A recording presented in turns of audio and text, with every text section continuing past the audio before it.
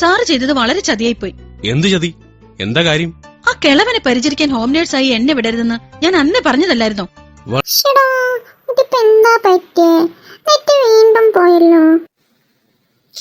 Excuse me. അതാരാ? താനാരാ? താനേ പേടിക്കൊന്നും വേണ്ട, ഞാനൊരു ഭൂത.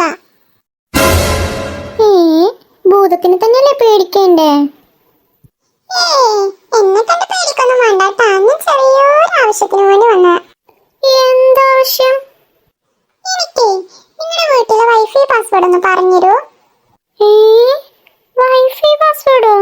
അതെന്തിനാ?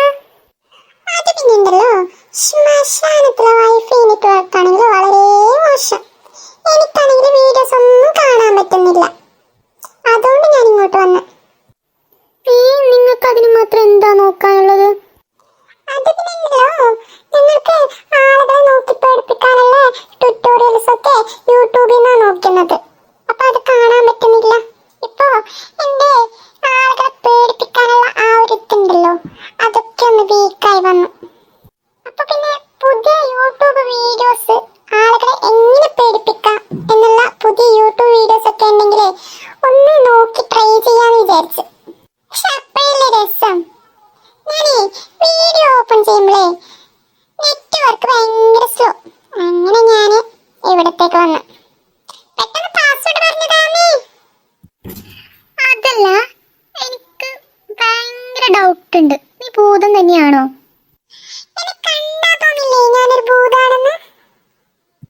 എനിക്ക് കണ്ടാലൊന്നും തോന്നുന്നില്ല ഭൂതാണെന്ന്. ഭൂതത്തെ പോലൊന്നുമില്ല. അതിന്റെ സൗന്ദര്യം കണ്ടുകൊണ്ടാണോ കുട്ടി അങ്ങനെ പറയുന്നത്? ഞാനേ ശരിക്കും ഭൂതം തന്നെയാ. എങ്കിലേ താനേ ഭൂതാണെന്ന് എനിക്കൊന്ന് തെളിയിച്ചതാ. അതിനൊരു ഐഡിയ ഉണ്ട്. ഞാനേ പെട്ടെന്ന് അപ്രത്യക്ഷമായിട്ടേ പെട്ടെന്ന് പ്രത്യക്ഷപ്പെടാം. ഓക്കെ അല്ലേ? അത് ഓക്കെയാ. എങ്കിലേ ഇപ്പം നോക്കിക്കോ, ദാതുണ്ടോ? ഇപ്പൊ എങ്ങനെയുണ്ട്?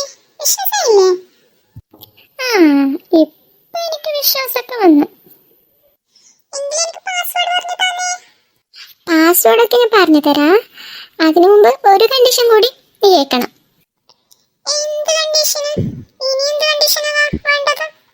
അത് പിന്നെ ഉണ്ടല്ലോ, വൈഫൈ റീചാർജ് ചെയ്യുമ്പോ അതിന്റെ പകുതി പൈസ താൻ കൊടുക്കണം.